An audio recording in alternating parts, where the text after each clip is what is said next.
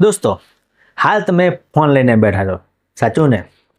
ફોનની અંદર તમે વિડીયો જોઈ રહ્યા છો, એ પણ સાચી વાત છે. હવે હું એમ કહું કે આ જે ફોન છે એ ગાયબ થઈ જાય તો અચાનક જ પૃથ્વીના બધા જ ફોન ગાયબ થઈ જાય તો શું થાય? તો વિદ્યાર્થી મિત્રો, આજે આપણે જોઈશું આ શું થયું. અથવા એમ માની લો કે તમે બાઇક સ્કૂટર ચલાવતા હશો, બેઠેલા હશો, સાયકલ ચલાવતા હશો, એક જગ્યાએથી બીજી જગ્યાએ જવા માટે કાર ચલાવતા હશો. આ બધા જ વાહનો એક સાથે એક જ ઝાટકે ગાયબ થઈ જાય તો શું થાય?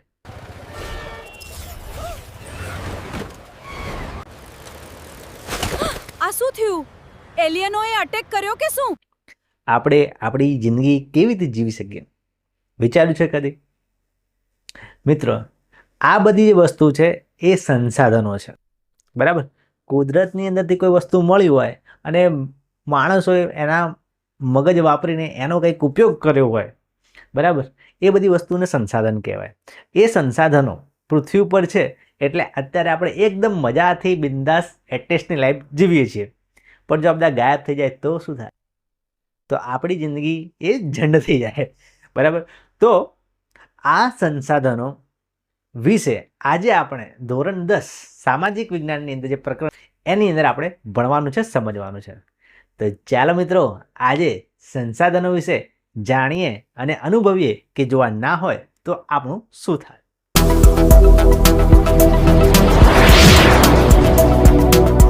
તો ચાલો વિદ્યાર્થી મિત્રો, શરૂ કરીએ છીએ પ્રકરણ કુદરતી સંસાધનો.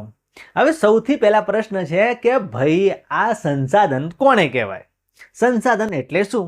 તો એની વ્યાખ્યા એકદમ સહેલી વ્યાખ્યા, આટલી સિમ્પલ વ્યાખ્યા તમને ટેક્સ્ટબુકમાં પણ નહીં મળે. તો જોઈ લો, સંસાધન એટલે શું?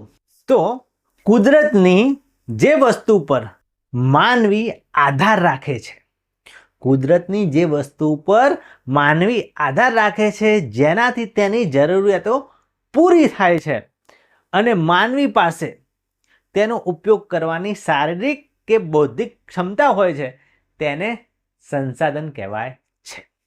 સમજો, એકદમ સિમ્પલ વ્યાખ્યા છે, બહુ ભારે શબ્દો યાદ રાખવાની પણ જરૂર નથી. જુઓ કે ભાઈ કોઈ વસ્તુ હોય, કુદરતી વસ્તુ હોય, બરાબર? માણસો એના ઉપર આધાર રાખે, કુદરતી વસ્તુ ઉપર આધાર રાખે, બરાબર? આપણે જન્મીએ છીએ તો સાથે કંઈ લઈને આવીએ છીએ, અહીંયા પૃથ્વી ઉપરથી જ બીજી કુદરતી વસ્તુઓનો જ ઉપયોગ કરીએ છીએ, બરાબર? એટલે કુદરતી વસ્તુ હોય જેના પર માણસો આધાર રાખે, બરાબર? પછી જેનાથી તેની જરૂરિયાતો પૂરી થાય, આપણી ઘણી બધી જરૂરિયાતો હોય, એ જરૂરિયાતો એનાથી પૂરી થાય, બરાબર? અને માનવી પાસે તેનો ઉપયોગ કરવાની શારીરિક ક્ષમતા હોવી જોઈએ અને બૌદ્ધિક ક્ષમતા હોવી જોઈએ. તો એ જે વસ્તુ છે એને સંસાધન કહેવાય. 3 વસ્તુ તમારે યાદ રાખવાની છે. પહેલું કે ભાઈ એ કોઈ કુદરતી વસ્તુ હોય, બરાબર? એટલે એનો ઉપયોગ કરીને પછી આપણે બીજું કંઈ બનાવી શકીએ, પણ શરૂઆતમાં તો એ કુદરતી વસ્તુ હોય અને એ કુદરતી વસ્તુ ઉપર માણસ આધાર રાખતો હોય, એની જરૂરિયાતો સંતોષતો હોય, બરાબર? અને એ જે વસ્તુ છે એનો ઉપયોગ કરવા માટે શારીરિક ક્ષમતા હોવી જોઈએ અને બુદ્ધિક ક્ષમતા હોવી જોઈએ, બરાબર? તો એ જે વસ્તુ છે એને સંસાધન કહેવાય, બરાબર? તો આ સંસાધન હતું, બરાબર? આપણી આજુબાજુ પૃથ્વી ઉપર ઘણી બધી એવી વસ્તુઓ છે કે જે માણસ એના ઉપર આધાર રાખે છે, એનો ઉપયોગ કરે છે, બરાબર? શારીરિક અને માનસિક રીતે બધી રીતે ઉપયોગ કરે છે, બરાબર? તો આપણી આજુબાજુ જેટલી પણ વસ્તુ છે એ બધા સંસાધનો છે, બરાબર? અને એ સંસાધનો જેટલા જો કુદરતી હોય, એકદમ કુદરતી હોય, તો એને કુદરતી સંસાધનો કહેવાય. અને એમાંથી પછી માણસે કંઈ ટ્રાન્સફર કરીને અલગ વસ્તુ બનાવી દીધી હોય તો એને કૃત્રિમ સંસાધન કહેવાય, બરાબર? પણ એ બની હશે કુદરતમાંથી. કૃત્રિમ સંસાધનો પણ માણસ બનાવી શકે, પણ ઉપયોગ કરવા માટે એ કુદરતી સંસાધનોનો જ ઉપયોગ કરે છે, બરાબર? તો જુઓ કે કુદરતની અંદર તત્વો રહેલા હોય, બરાબર? કુદરતની અંદર ઘણા તત્વો રહેલા છે, બરાબર? અને માનવી જોડે શું છે? મગજ છે, એનું જ્ઞાન છે, બરાબર? માણસ જોડે વિશિષ્ટ બુદ્ધિ છે. એટલે કુદરતી વસ્તુ અને માણસની બુદ્ધિ એ બંને કમ્બાઈન થઈ જાય એટલે માણસ કંઈક નવી વસ્તુ બનાવે, બરાબર? એટલે એનો ઉપયોગ કરે એટલે એ જે વસ્તુ છે એ સંસાધન થાય, બરાબર? જેમ કે અહીં પથ્થર છે, બરાબર? એક પથ્થર જ છે, પણ માણસ એની મગજથી બુદ્ધિ વાપરીને એને ઘસીને હીરો બનાવી દે. બરાબર. તો જે વસ્તુ હતી એ સંસાધન થઈ કહેવાય. જે પથ્થર હતો સંસાધન હતો, એનો ઉપયોગ કરીને પછી એનો હીરો બનાવી દીધો. બરાબર. તો કુદરત, માણસ અને સંસ્કૃતિ એ ત્રણની અહીંયા પરસ્પર ક્રિયા થાય છે. બરાબર. એટલે માણસ પોતાની મગજ બુદ્ધિ વડે જે વસ્તુ છે એનો ઉપયોગ કરીને એનું સંસાધન બનાવી દે છે. બરાબર. કોઈ પણ વસ્તુ માનવ જરૂરિયાતો પૂરી કરવા માટે વપરાય. બરાબર. માનવની જરૂરિયાતો પૂરી કરવા માટે ઉપયોગમાં લેવાય એટલે એ સંસાધન બની જાય. કોઈ પણ કુદરતી વસ્તુ હોય માણસ એને વાપરે એટલે એને સંસાધન કહેવાય. બરાબર. જેમ કે માટી, જમીન, ખેડૂત છે તે ખેતી કરવા માટે એનો ઉપયોગ કરશે તો એ શું છે? સંસાધન છે. બરાબર. એવી ઘણી બધી વસ્તુઓ પૃથ્વી પર છે જેનો માણસ ઉપયોગ કરે છે. આમ તો બધી જ વસ્તુનો ઉપયોગ કરે છે. કાળા માથાનો માનવી, એને પૃથ્વી પર કોઈ વસ્તુ એવી બાકી રાખી નથી કે જેનો ઉપયોગ ના કરે. એટલે આપણી આજુબાજુ અસંખ્ય અનંત બધી વસ્તુઓ છે એ બધી સંસાધન છે, કુદરતી સંસાધન છે. બરાબર.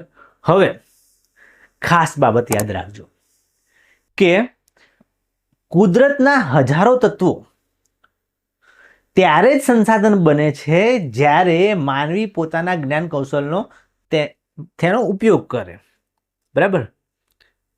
જેમ કે પૃથ્વી ઉપર પણ માટી છે, પથ્થર છે, કાંકરા છે, પહાડો છે, બધું છે. એટલે માણસ એનો ઉપયોગ કરે છે, પૃથ્વી ઉપર છે.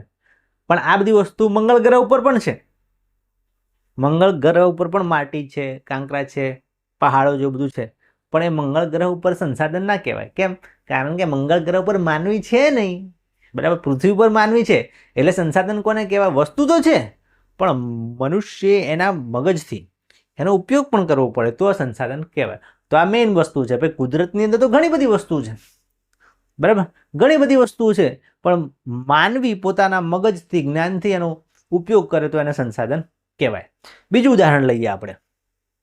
જેમ કે પ્રાચીન સમયમાં જમીનમાં દટાયેલા ખનિજ સંસાધનો.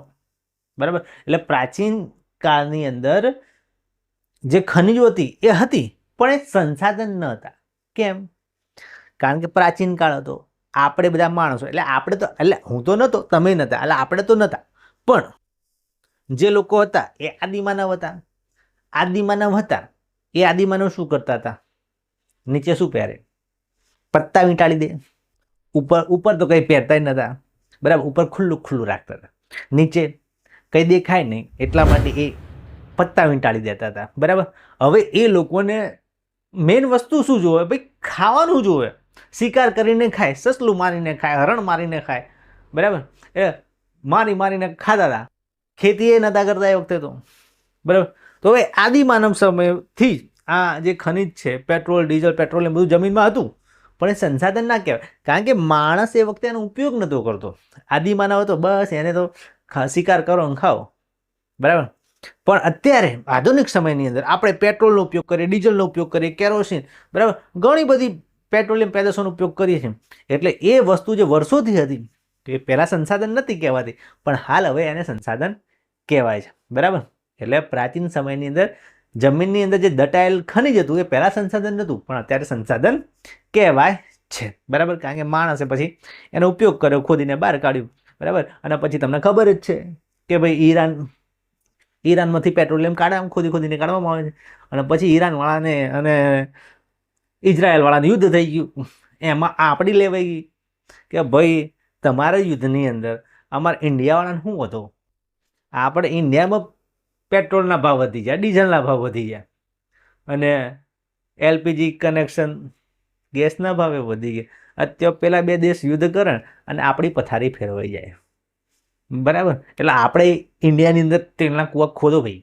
બરાબર. તમે હવે આગળ અભ્યાસ કરીને ભાઈ રિસર્ચ કરો અને ઇન્ડિયાની અંદર તેલના કૂવા ખોદો, નહીં તો ભાઈ કંઈ ના હોય તો બીજું નવું ફ્યુલ બનાવો, નવું બળતણ કંઈ બનાવો, નવી શોધ કરો. બરાબર. પણ કંઈ કરો. બરાબર. તમારી જવાબદારી.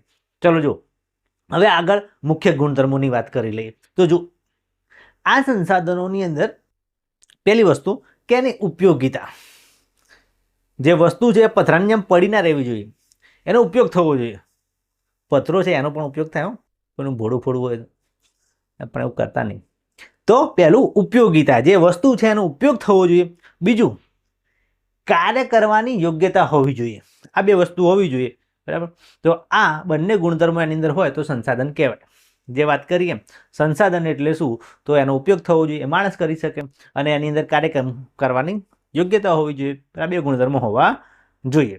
અને કોના દ્વારા બને છે, તો મેઇન વસ્તુ છે કે ભાઈ કુદરત, માનવ અને સંસ્કૃતિ, આ ત્રણ વસ્તુનો સમન્વય થાય એટલે સંસાધન બને છે. બરાબર. કુદરત એટલે કુદરતમાંથી વસ્તુ હોવી જોઈએ, માણસ એટલે માણસ એની મગજ વાપરશે, અને સંસ્કૃતિનું શું કામ છે અહીંયા, તો સંસ્કૃતિ કેમ અહીંયા એડ થાય છે, કારણ કે સંસ્કૃતિના આધારે જ એક માણસ બીજા માણસને એક જ્ઞાન આપે અને પછી એનો ઉપયોગ બધે ફેલાય. બરાબર. એટલા માટે સંસ્કૃતિ પણ આવી જાય છે. તો આ હતા સંસાધનો. ખ્યાલ આવ્યો તમને? ના ખ્યાલ આવ્યો તો એક બીજું ઉદાહરણ લઉં. સિમ્પલ વસ્તુ કે ભાઈ અત્યારે તમે ફોન જોઈ રહ્યા છો, બરાબર. તમારામાંથી ઘણા બધા ઇન્સ્ટાગ્રામના રીલ ફેરવતા હશે, બરાબર.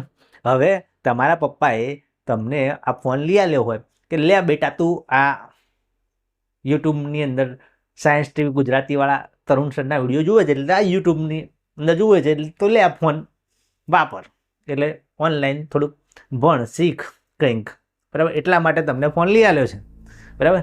એ તમારા માટે સંસાધન છે, બરાબર. તમે સંસાધનનો ઉપયોગ કરો છો. પણ ભાઈ તમે એ ફોન લઈને ઇન્સ્ટાગ્રામના રીલ જુઓ, હા ડાન્સ કરે, એ ઇન્સ્ટાગ્રામ રીલ જુઓ, પછી તમારા બાપા જોઈ જાય કે ભાઈ આ યુટ્યુબના વિડીયો જોયા વગર ઇન્સ્ટાગ્રામના રીલ સ્ક્રોલ કરી જાય છે, જુદા જુદા ડાન્સો જોઈ જાય છે, એટલે પછી તમારા પપ્પા બરાબર દેવાવાળી કરે, ડીશ ડીશ ડીશ.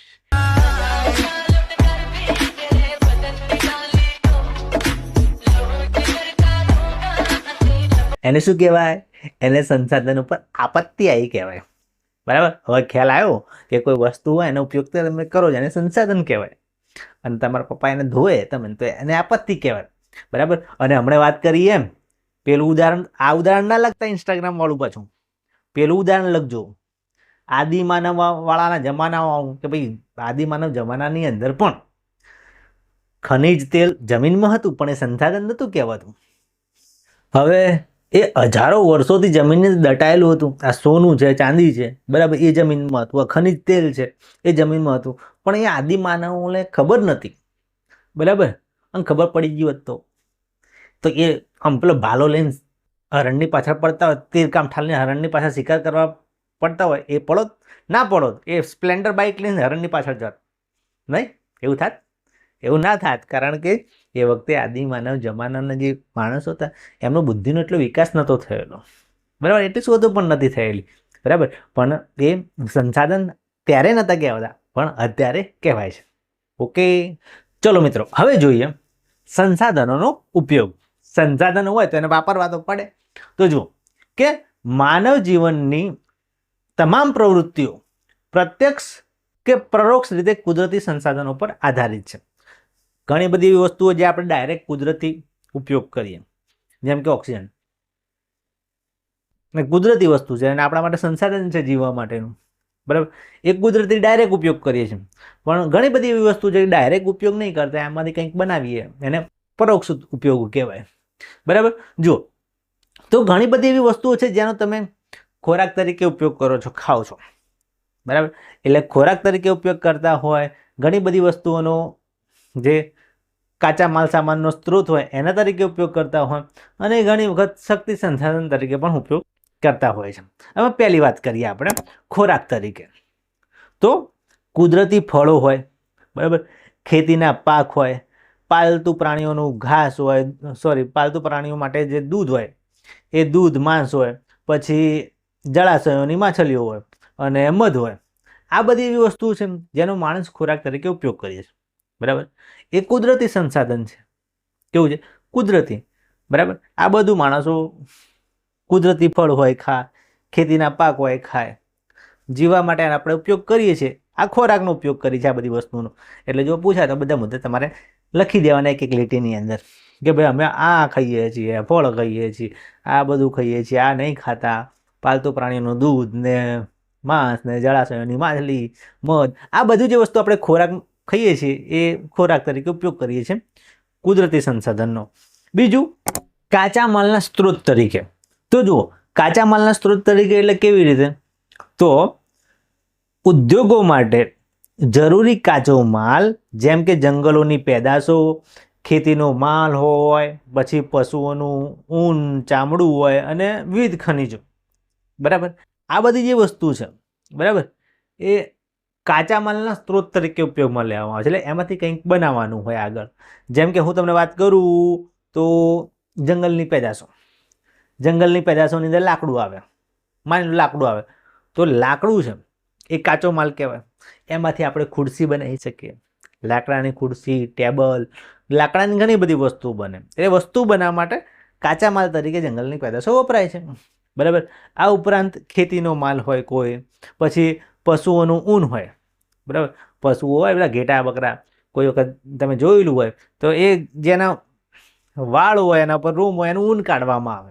એ પછી ઊનને પ્રોસેસ કરીને એમાંથી સ્વેટર ને બેટર બધું બનતું હોય છે. બરાબર, એટલે ઊન છે એ કાચા માલ તરીકે વપરાય. ચામડું છે, જે ઢોર મરી જાય, ગાય ભેંસો મરી જાય, એનું ચામડું કાઢવામાં આવે અને એમાંથી બેલ્ટ બનાવવામાં આવે, પર્સ બનાવવામાં આવે, વોલેટ બનાવવામાં આવે. બરાબર, તો એ બધી વસ્તુનો આપણે ઉપયોગ કર્યો પણ એ કાચા માલ તરીકે છે. બરાબર, અને બીજી ઘણી બધી ખનિજો પણ છે. ચલો, અને ત્રીજું શક્તિ સંસાધન તરીકે.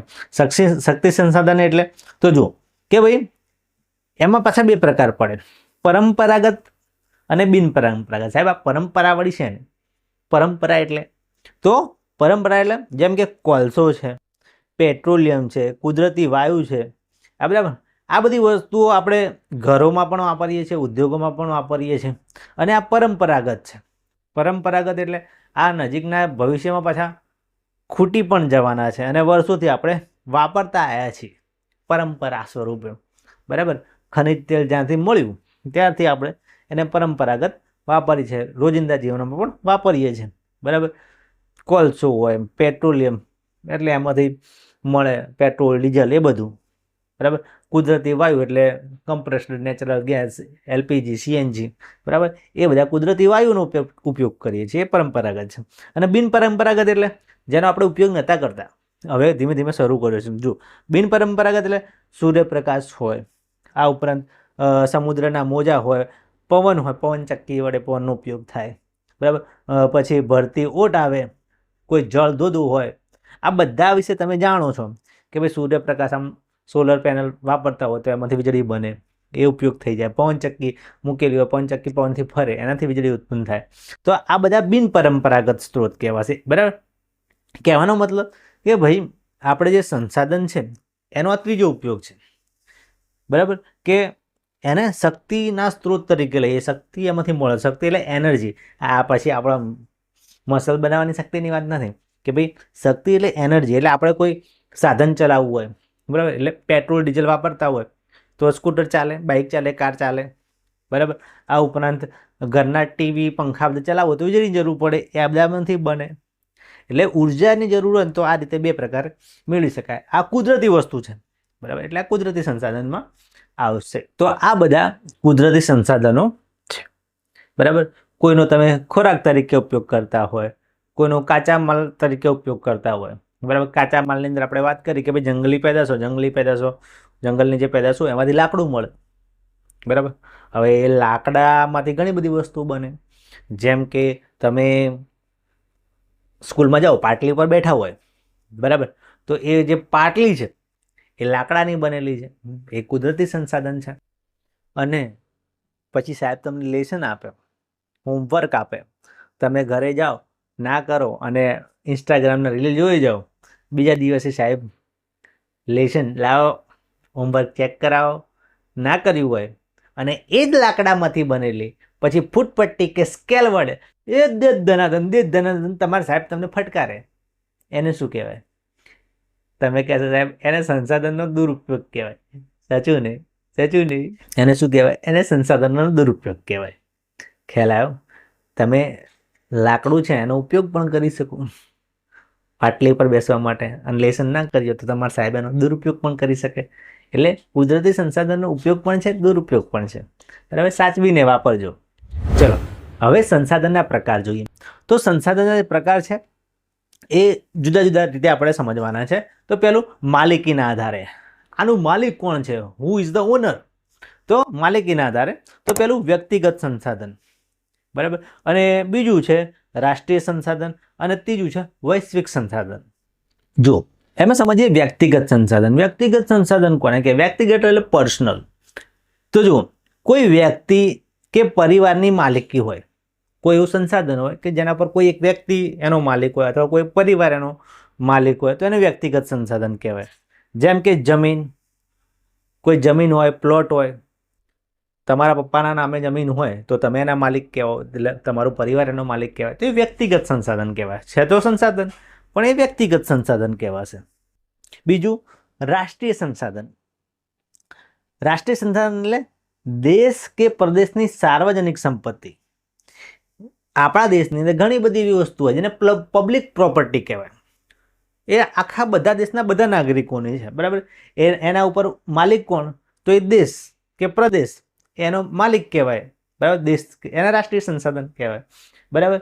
જેમ કે લશ્કર, બરાબર. લશ્કર છે, ઇન્ડિયાનું લશ્કર, ઇન્ડિયન આર્મી, તો એ ઇન્ડિયાની સંપત્તિમાં આવશે એટલે એને રાષ્ટ્રીય સંસાધન કહેવાય. આંતરરાષ્ટ્રીય વેપાર થતો હોય તો એ પણ રાષ્ટ્રીય સંસાધન કહેવાય, બરાબર. જે પછી જેમ કે બસોની અંદર આપણે મુલાકાત, સરકારી બસોની વાત છે, જેમાં આપણે ટિકિટ લઈને બેસીએ છીએ, બરાબર. એ બસો છે એ સરકારની છે એટલે કે ભારત દેશની છે, તો પણ એ પણ રાષ્ટ્રીય સંસાધન કહેવાય, બરાબર. ખ્યાલ આવ્યો તમને? તો એ રાષ્ટ્રીય સંસાધન છે. પણ હવે તમારામાંથી કોઈ એમ કે સાહેબ આ બસ છે એ રાષ્ટ્રીય સંસાધન છે એટલે બધા લોકોની કહેવાય. બસ છે બધા લોકોની, દેશના બધા નાગરિકોનો એના પર હક છે, તો સાહેબ હું મારા ભાગની સીટ લઈને ઘેર જતો રહું તો ચાલે?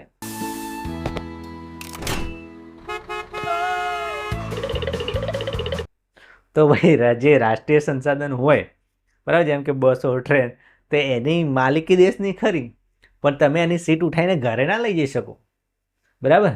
ઘરે લઈ જશો તો પોલીસ આવશે અને દંડાવાળા એવી કરશે, બરાબર, કે તમને પછી બીજા રાષ્ટ્રીય સંસાધનનો ખ્યાલ આવી જશે. કયું રાષ્ટ્રીય સંસાધન? જેલ, પોલીસ કસ્ટડી, એ પણ રાષ્ટ્રીય સંસાધન કહેવાય, જેની અંદર તમને પૂરેપૂરો લાભ મળી શકે છે. એટલે એવા કામ કરવા નહીં, ઓકે. એવા પ્રશ્નો પણ કરવા નહીં કે સાહેબ સીટ ઉઠાવીને લઈ જઈએ ચાલે, ના ચાલે ભાઈ, કારણ કે ભારત દેશની અંદર ઘણા નીતિ નિયમો છે, એ નિયમો પ્રમાણે ચાલવું પડે આપણે. અને ત્રીજું સંસાધન છે વૈશ્વિક સંસાધન, બરાબર. આખા દેશનું નહીં, વિશ્વનું. જો સમગ્ર દુનિયાની ભૌતિક કે અભૌતિક સંપત્તિ, આખા વિશ્વનો બધા લોકોનો અધિકાર હોય એના ઉપર, જે માનવ કલ્યાણમાં વપરાય છે, માનવ કલ્યાણમાં વપરાય એને વૈશ્વિક સંપત્તિ કહેવાય. ખ્યાલ આવે? જેમ કે દરિયો, પૃથ્વી, એ વૈશ્વિક કહેવાય, એનો બધા ઉપયોગ કરી શકે. પણ હા, હમણાં વાત કરીએ એમ કે સાહેબ પૃથ્વી તો બધાની કહેવાય, એટલે હું જાપાનની અંદર જઈને પ્લોટ કોકનો લઈ લઉં ચાલે? તો ના ચાલે ભાઈ. વૈશ્વિક સંસાધન એટલે દરિયો છે, દરિયાની અંદર બધા દેશના સ્ટીમરો ફરતા હોય, બરાબર. પૃથ્વી છે એટલે બધા લોકો એને વાપરતા હોય, એટલે વૈશ્વિક સંસાધન છે. પણ એનું પછી આપણે પર્સનલ ના કરી શકીએ, ઓકે. ચલો હવે આગળ જોઈએ તો વિતરણના આધારે, માલિકીના આધારે આપણે જોઈ લીધું. હવે જોઈએ વિતરણ ક્ષેત્રના આધારે કઈ રીતે વિતરણ થયેલું છે, એટલે કે આનો મતલબ એનું પ્રમાણ કેટલું છે, વધારે છે કે ઓછું છે, જલ્દી સરળતાથી મળી જાય કે પછી ના મળે, એના આધારે. તો જુઓ, પહેલું છે સર્વસુલભ. સર્વસુલભ એટલે બધાને મળી રહે. આ સંસાધન એવા કે જે બધાને મળી રહે, બધી જગ્યાએ હાજર હોય, એને સર્વસુલભ કહેવાય. સુલભ એટલે એકદમ સરળતાથી, સર્વ એટલે બધા, સુલભ એટલે સરળતાથી મળી રહે. સર્વસુલભ સંસાધનો કે જે બધાને સરળતાથી મળી રહે. કયા સંસાધનો? જેમ કે ઓક્સિજન વાયુ છે, બધાને મળી રહે પૃથ્વી ઉપર. નાઇટ્રોજન વાયુ છે, બરાબર, એ બધાને મળી રહે પૃથ્વી ઉપરથી. તો આ જે ઓક્સિજન વાયુ છે, નાઇટ્રોજન વાયુ છે, વાતાવરણના બધા વાયુ છે, બરાબર. પાણી છે, પાણી આમ તો એની અંદર જ આવશે, પણ થોડુંક બધી જગ્યાએ નહીં મળતું એટલે સર્વસુલભ ના કહીએ આપણે, એને ખાલી કહીશું આપણે સામાન્ય સુલભ. પાણીને સામાન્ય સુલભમાં રાખીશું. સર્વસુલભ એટલે બધાને સરળતાથી ઇઝીલી મળી રહે, જેમ કે ઓક્સિજન બધાને મળી રહે, બરાબર. કાર્બન ડાયોક્સાઇડ લેવો હોય તો એ પણ મળી રહે, લેવો હોય તો. ચલો પછી સામાન્ય સુલભ. સામાન્ય સુલભ એટલે મળી રહે પણ આના જેટલું નહીં, આના કરતાં ઓછું મળે, આને થોડુંક ઓછું, બરાબર.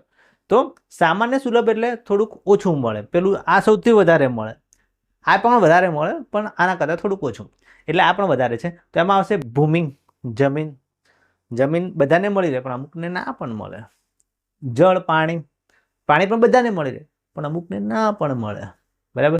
અને ત્રીજું છે ગોચર, એટલે ગાયો ચારવાની જમીન, એ બધી ગાયોને મળે અને ના પણ મળે, બરાબર.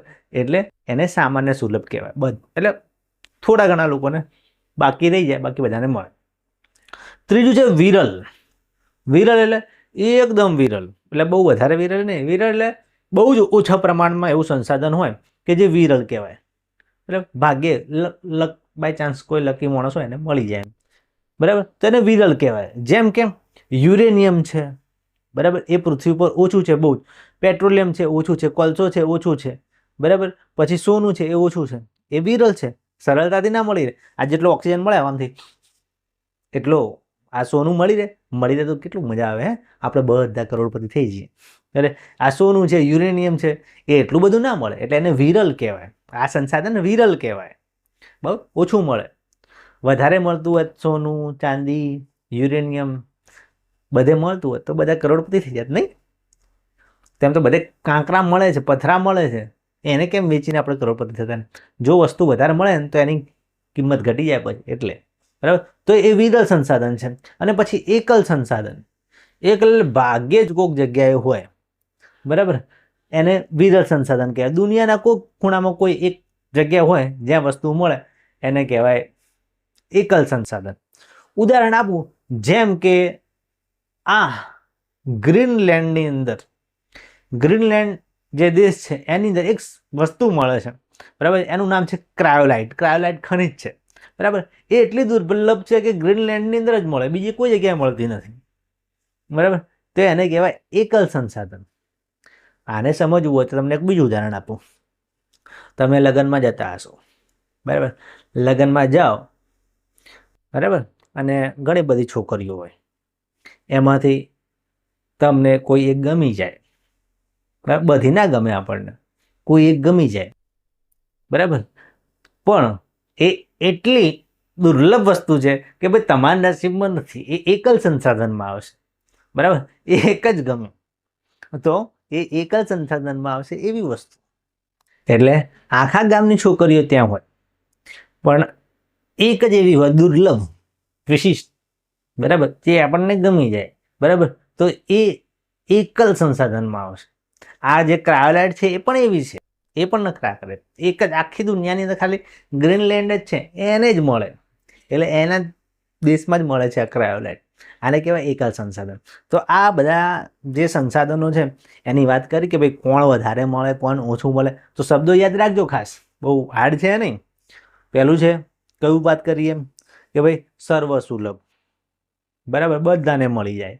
પછી સામાન્ય સુલભ, એટલે મળે બધાને પણ કોઈક બાકી રહી જાય, બિચારું કમનસીબ વાળું હોય. પછી વિરલ, એટલે થોડુંક મોંઘાવાળું, જલ્દી ના મળે. અને એકલ, કોઈને ના મળે, એક જ માણસ લકી હોય એને જ મળે. ઓકે, તો આ હતા કુદરતી સંસાધનો, અને વાત કરીએ આપણે કે ભાઈ ક્યાં કેટલું મળે. હવે ત્રીજું જોઈએ, પુનઃ પ્રાપ્યતાના આધારે સંસાધનો ત્રીજી રીતનો પ્રકાર કે સંસાધનોને કઈ રીતે વર્ગીકૃત કરી શકાય. તો પ્રાપ્યતાના આધારે તો મુખ્ય બે પ્રકાર છે. એક નવીનીકરણીય સંસાધનો અને અનવીનીકરણીય સંસાધનો. શબ્દ થોડા મગજમાં ફિટ કરી લેજો. નવીનીકરણીય સંસાધનો અને અનવીનીકરણીય સંસાધનો. હવે એની અંદર આ નવીનીકરણીય છે, બરાબર, એ એવા સંસાધનો છે જે કુદરતની અંદર મળી આવે છે અને કદી મોટા ભાગે ખાલી થવાના નથી, ખૂટવાના નથી, અને એ પોતાની મેળે જ ચોક્કસ સમયની અંદર ચોક્કસ સમયની અંદર વપરાશી હિસ્સાઓની પૂર્તિ કરે છે. એટલે કહેવાનો મતલબ આ શું વાક્ય કહે છે? આ એમ કહે છે કે ભાઈ આ વપરાય અને પાછા આવી જાય, બરાબર. જેમ કે સૂર્ય છે, સૂર્યનો તડકો એક દાડો વાપરો, બીજા દાડે તો આવી જ જવાનો, એટલે એ ખાલી થશે તરત, થોડા સમયગાળામાં એ બની પણ જશે, બરાબર. એટલે એને નવીનીકરણીય, નવા નવા બનતા જાય, બરાબર.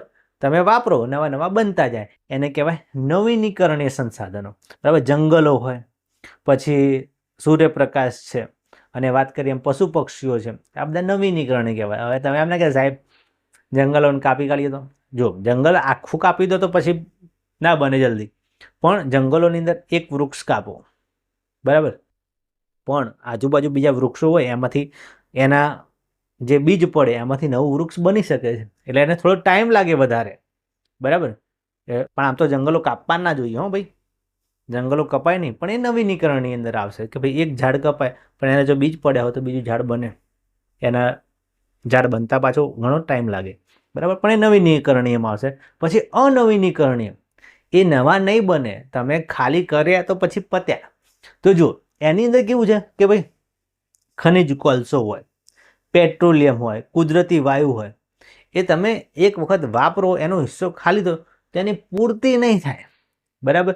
એટલે એકવાર વપરાયા પછી પુનઃ ઉપયોગમાં લઈ શકાતા નથી, કે નજીકના ભવિષ્યમાં એ જલ્દી બનતા પણ નથી. નજીકના ભવિષ્યમાં બનવા અશક્ય છે. જેમ અહીંયા વૃક્ષો તો ચલો ભાઈ એક કાપ્યું એની જગ્યાએ બીજ પડ્યા હશે તો 15 વર્ષ 20 વર્ષની અંદર એ નવા વૃક્ષ બની શકશે. પણ આ જે કોલસો છે, પેટ્રોલિયમ છે, 10-15 વર્ષની અંદર 50 વર્ષની અંદર ના બને ભાઈ. એ કોલસો પેટ્રોલિયમને બનતા લાખો વર્ષો લાગે, એટલે એ નવા બનતા નથી. એટલે એને અનવીનીકરણીય કહેવાય. આ નવું બને છે એને નવીનીકરણીય સંસાધન કહેવાય. બરાબર. તો આ કોના આધારે? પુનઃપ્રાપ્યતાના આધારે. પુનઃપ્રાપ્યતાના આધારે એટલે આ નવીનીકરણીય છે, નવા બનશે એટલે તમને પુનઃ પ્રાપ્ત થશે, પુનઃ મળશે, ફરીથી મળશે. પણ આ ફરીથી મળશે નહીં. બાઇકની અંદર પેટ્રોલ નાખ્યું, ફરીને પાછા આવ્યા, એ ફરીથી નહીં મળે. એ વપરાઈ ગયું. બરાબર. તમે ગમે તે પ્રોસેસ કરો એ ફરીથી નહીં મળે, એટલે એને અનવીનીકરણીય કહેવાય. એટલે જેમ કે પેટ્રોલ, આ પેટ્રોલ છે એ બાઇકમાં 100 રૂપિયાનું પેટ્રોલ નાખ્યું, ગર્લફ્રેન્ડને પાછળ બેસાડી દીધી કે ચાલ ફરીને આવીએ. ફરવા ગયા, ગર્લફ્રેન્ડને ફરાવી દીધું, પાણીપુરી ખવડાવી દીધી, પાછા આવ્યા, 100 રૂપિયાનું પેટ્રોલ બળી ગયું. હવે એ 100 રૂપિયાનું જે પેટ્રોલ બળી ગયું છે ભાઈ, એ તમે સાયલેન્સરની અંદર મોઢું નાખીને ફૂંકશો, ખેંચવાનો કોશિશ કરશો, તોય એ પેટ્રોલનું એક ટીમ્પું પાછું આવશે નહીં. એને કહેવાય અનવીનીકરણીય સંસાધન. ખ્યાલ આવ્યો? એકવાર તમે વાપર્યા તો વાપર્યા, વપરાઈ ગયું તો ગયું. બરાબર. એ ફરીથી એનું ઉત્પાદન થશે નહીં. બરાબર.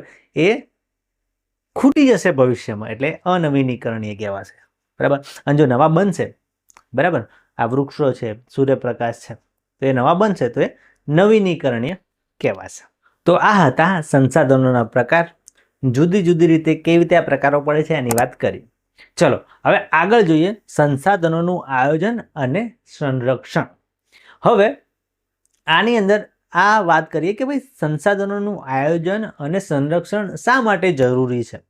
તો બસ સિમ્પલ જવાબ છે એનો કે માનવીની જરૂરિયાતો અમર્યાદિત છે. માણસ છે એને ધરાપો છે નહીં. આ જોઈએ, પેલું જોઈએ, પેલું જોઈએ, તેલું જોઈએ. માનવીની જરૂરિયાતો અનલિમિટેડ છે, એ ધરાતો જ નથી. માણસ છે એની બહુ જરૂરિયાતો છે, પણ કુદરતી સંસાધનો કેવા છે? મર્યાદિત છે, ઓછા છે. બરાબર. માણસ ચાલો કે મારે તો આખી પૃથ્વી ખરીદી લેવી છે, એટલે પણ ભાઈ પૃથ્વી એક જ છે. બરાબર. એટલે મર્યાદિત છે, કુદરતી સંસાધનો મર્યાદિત છે, પણ માણસોને બધું લે જ કરવું છે, લાવો લાવો લાવો લાવો. એના કારણે પછી આ સંસાધનો છે એનું આયોજન કરવું પડે, સંરક્ષણ કરવું પડે. બરાબર.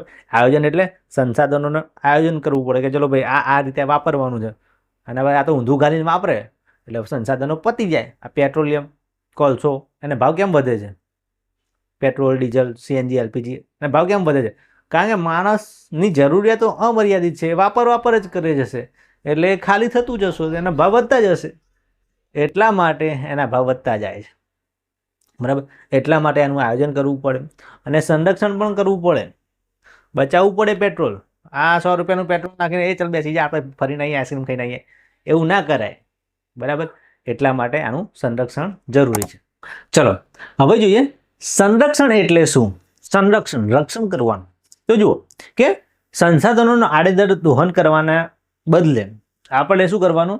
એનો વિવેકપૂર્ણ ઉપયોગ કરવાનો અને તેનું સંરક્ષણ અને પુનઃ ઉપયોગ કરવાનો. એટલે જે સંસાધનો છે ભાઈ એનો આડેધડ વાપરવાનું નહીં, હમણાં વાત કરીએ એનો વિવેકપૂર્ણ ઉપયોગ કરવાનો. આમ વિવેકથી કે ચલો ભાઈ 100 રૂપિયાનું પેટ્રોલ લઈને બાઇક ઉપર આંટો મરાવવા લઈ જવું કે ના લઈ જવું વિચારવાનું. ના, પેટ્રોલનો વેસ્ટ થશે, નહીં લઈ જવાનું. એને વિવેકપૂર્ણ ઉપયોગ કહેવાય. ઓકે. તો જુઓ સંસાધનોનું સંરક્ષણ કરવું એટલે સંસાધનોનો વિવેકપૂર્ણ ઉપયોગ કરવો, એટલે વિચારીને વાપરવું. બરાબર. જ્યારે કોઈ વૃક્ષ હોય કે કોઈ જીવના અસ્તિત્વ પર સંકટ હોય, બરાબર, ત્યારે આપણે જે વ્યવસ્થા ગોઠવેલી છે એનાથી એનું રક્ષણ થશે, એને આપણે સંરક્ષણ જ કહીએ છીએ. બરાબર. અને ભવિષ્યની પેઢીઓ માટે એ સંરક્ષણ જરૂરી છે અને આપણી ફરજ પણ છે. એનાથી જ જે સંસાધનો છે એની રક્ષા થશે. બરાબર. જેમ કે આ છે એક મસ્ત કુદરતી આપણું પર્યાવરણ છે. જો આપણે આ સંસાધનોનો બરાબર વિવેકપૂર્ણ ઉપયોગ નહીં કરીએ તો પછી આ વૃક્ષો આ લોકો કાપી કાઢશે, પૃથ્વી ઉપર રહેવા લાયક નહીં રહે. બરાબર. તમે જુઓ છો કેટલા જંગલો કપાય છે, વિકાસના નામે એટલા બધા જંગલો કપાઈ રહ્યા છે અને તમે બધા ચૂપ છો, શાંત છો. આવનારા સમયની અંદર તમે તમારા બાળકોને, આવનારી પેઢીને કેવું ભારત આપશો એ તમારા હાથમાં છે. જાગી જાઓ, નહીં તો આ બધા વૃક્ષો કપાઈ જશે અને ભવિષ્યની અંદર ઓક્સિજનના બાટલા લઈને રસ્તા ઉપર ફરવું પડશે, આ માસ્ક લગાવીને. કોરોના આવ્યો ત્યારે માસ્ક લગાવીને ફરતા હતા, હવે માસ્કની સાથે ઓક્સિજનનો બાટલો પણ લગાવવો પડશે. એટલે આ સંસાધનોને તમે બચાવી લો, નહીં તો આવનારા સમયમાં તમારા સંતાનો આ સંસાધનોનો ઉપયોગ નહીં કરી શકે. ઓકે, ચલો હવે સંરક્ષણના 7 મુદ્દા તમારે પરીક્ષામાં પૂછાય તો લખવાના નહીં, યાદ રાખવાના છે. 7માંથી 5 લખશો તો વાંધો નહીં. જો સંરક્ષણ કેવી રીતે કરવું, બરાબર, તો એને 7 મુખ્ય મુદ્દા છે. પહેલી વસ્તુ, માહિતી મેળવવી. માહિતી મેળવવી, ડેટા કલેક્શન કરવાનું કે ભાઈ કઈ વસ્તુને સંરક્ષણની જરૂર છે, કેટલી જરૂર છે, કેવી રીતે એને નુકસાન થયું છે, એ બધી માહિતી મેળવવાની. બરાબર. કે કોઈ સ્ત્રોત હોય, કોઈ સંસાધન હોય, એનું કેવું વપરાયું છે, એ કેટલું ઉપલબ્ધ છે, બરાબર, ક્યાં સુધી ઉપલબ્ધ રહેશે, ક્યાં સુધી મળતું રહેશે, બધી માહિતી મેળવવાની. કોઈ પણ સંસાધનનું સંરક્ષણ કરવું હોય તો પહેલી વસ્તુ છે માહિતી મેળવવી પડે. બરાબર. કે ભાઈ શું છે શું નહીં, એમ ના સંરક્ષણ થાય. બીજું, વૈજ્ઞાનિક દોહન. વૈજ્ઞાનિક દોહન એટલે શું? તો એ જે સંસાધન છે એનો મર્યાદિત ઉપયોગ કરવાનો, અનવીનીકરણ સંસાધન હોય તો આમ વૈજ્ઞાનિક દ્રષ્ટિકોણથી ઉપયોગ કરવાનો. બરાબર. અને જરૂર હોય તો જ ઉપયોગ કરવાનો, નહીં તો ભાઈ હમણાં વાત કરીએ બાઇક લઈને ચલો આંટો મારીને આવીએ, ના, એ ના ચાલે. ઓકે. ત્રીજું, માત્રા વધારવી. તમારે વિચારવાનું કે ભાઈ કોઈ સંસાધન છે એની આપણે માત્રા વધારી શકીએ છીએ કે નહીં. બરાબર. જેમ કે પેટ્રોલ છે, પેટ્રોલની તો આપણે માત્રા નહીં વધારી શકવાના, પણ સામે એવા કોઈ કુદરતી સ્ત્રોતો લાવો કે જેના અથવામાં વાપરી શકાય અથવા એની માત્રા આપણે વધારી શકીએ, ઉત્પાદન વધારી શકીએ. જેમ કે વીજળી બનાવવા, વીજળીનું આપણે ઉત્પાદન કરીએ છીએ પણ જુદી જુદી રીતો કરીએ છીએ. કોઈ પવનચક્કી વડે, સોલર પેનલ વડે, કોલસો બાળીને. બરાબર. એટલે એનાથી આપણે વીજળીનું ઉત્પાદન વધારી શકીએ. એટલે આપણે વિચારવું પડે કે એ જે સંસાધન છે એની માત્રા આપણે વધારી શકીએ છીએ કે નહીં. ઓકે. પછી તમારે યાદ રાખવાનું કે કરકસર. કોઈ પણ સંસાધનનો ઉપયોગ કરો એટલે કરકસરપૂર્વક ઉપયોગ કરવાનો. બરાબર. જરૂર હોય તો. અત્યારનો જે સમય છે, વર્તમાન સમયની અંદર સસ્તા સંસાધનોના આપણે વેડફીએ છીએ, એ વેડફવાનું નહીં, એ વેડફવાના બદલે એનો ભવિષ્યની અંદર કેટલો ઉપયોગ કરી શકાય એ પણ ધ્યાનમાં રાખવાનું. એટલે કરકસર કરવાની ટૂંકની અંદર. બરાબર. ચલો, બીજું છે વૈકલ્પિક સ્ત્રોત. તકનીકી વિકાસ દ્વારા આપણે એ જે વૈકલ્પિક સ્ત્રોત છે, એટલે એક સ્ત્રોત હોય એનો ઉપયોગ કરતા હોય, એનો બીજો કોઈ સ્ત્રોત આપણે શોધી શકીએ કે નહીં એ પણ વિચારવું પડે. જેમ કે આપણે ડીઝલ વાપરતા હતા, પછી એનો એક બીજો સોર્સ આવ્યો, બાયોડીઝલ વાપરીએ. બાયોડીઝલની પણ શોધ થઈ ગઈ પણ એનો ઉપયોગ હજુ એટલો થતો નથી. બરાબર. એને વૈકલ્પિક સ્ત્રોત કહેવાય. ભાઈ એક વસ્તુ વાપરીએ છીએ ઉર્જા માટે તો બીજો આપણે ઉપયોગ કરી શકાય એમ. ત્રીજું છે કાયદાકીય રક્ષણ. સરકારે પણ કાયદો ઘડવો જોઈએ, ઘડેલા તો હોય કાયદા, પણ તેમ છતાં એનું અમલીકરણ થતું નથી. તમે જુઓ, કોઈ પણ વ્યક્તિને ઈચ્છા થાય કે ભાઈ અહીંયા વૃક્ષ કાપવું છે, કાપી કાઢો.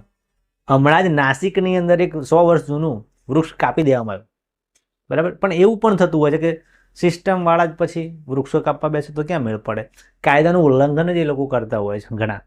ઓકે. તો એ સમજવું પડે. પછી જનજાગૃતિ લાવવાની. જેમ અત્યારે હું તમને જાગૃત કરી રહ્યો છું ને ભાઈ, કે ભાઈ તમે જાગી જાઓ, આવનારા ભવિષ્ય છે તમારી પેઢીને આંધે, એમ તમે જાગૃત થાઓ, તમારા મિત્રોને જાગૃત કરો, તમારા મમ્મી પપ્પાને જાગૃત કરો કે ભાઈ આ વપરાય, આટલું વપરાય, કરકસરપૂર્વક વપરાય, ધનાધન ખાલી કરવાનું નથી. બરાબર. એનાથી પ્રદૂષણ પણ થશે અને ભવિષ્યમાં આવનારી પેઢીને સંસાધનો મળશે નહીં. બરાબર. ખાલી થઈ જશે. માની લો કે તમે બધા જ અત્યારે પેટ્રોલ ખાલી કરી દો તો તમે મોટા થશો, તમારા લગ્ન થશે, તમારા વાઈફ આવશે, તમારા છોકરા આવશે, તમારા છોકરા મોટા થશે, એના માટે પેટ્રોલ વધશે? નહીં વધે.